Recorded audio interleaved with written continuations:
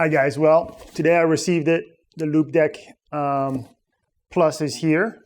And so I'm excited to open that up. And then what I'll do is we'll spend a couple weeks playing with it and then come back and kind of show you what it's done for my workflow. But I'm super excited, so let's open it up. If this is a preview of how well the product itself is made, the packaging is definitely top notch, and that's cool. Just the deck itself, USB cable, and that's it, ready to go. Looks pretty sweet. I'm excited to try it up. So I've been playing with this deck for about 4 weeks, and really the power of it is how you're able to customize almost every button on the deck. So the first thing you'll notice is all those knobs here, and most of those are used for color correction.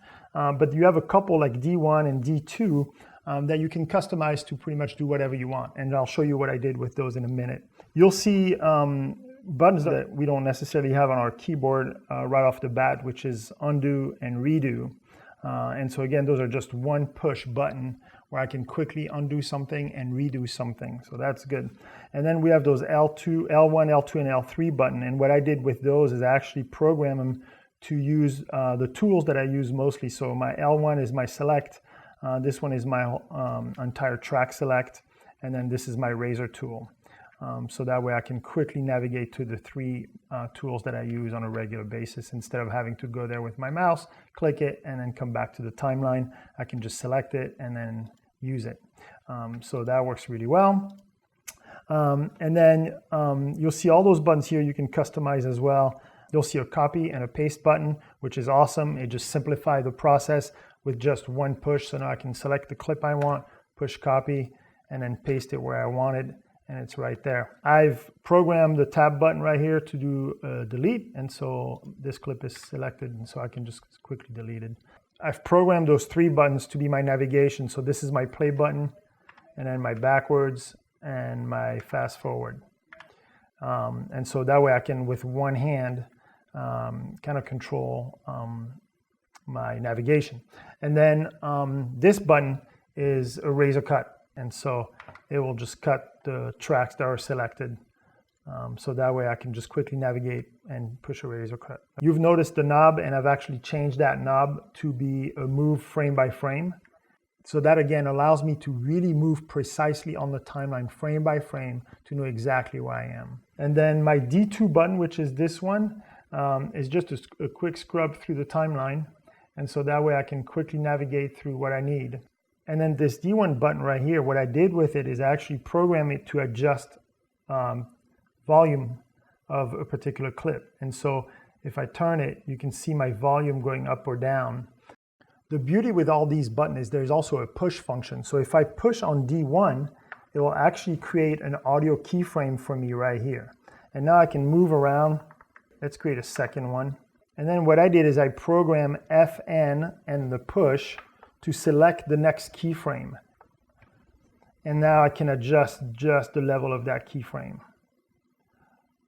On the right side of the deck, you'll notice a C5 button and a C6 button. And what I've done is I've actually programmed those to be a mark in and a mark out point. And so I can scrub through this B-roll footage and then push my C5, and it will give me an in point. And then I can scrub a little further and put C6, and that will give me an out point. And then the C3 and C4, I've actually programmed to jump to the in point or jump to the out point. And so if I push C3, now I'm seeing the beginning of my clip, and if I push C4, I'm now seeing the end of my clip. This out button right here, I programmed to play my in and out brackets. And so if I just, by simply pushing it, it will just play my in and out. So that gives me a quick way to preview my work. So as you can see here, I have a S-Log shot. So it's flat, and I need to color correct it and color grade it. The deck works in conjunction with Lumetri color.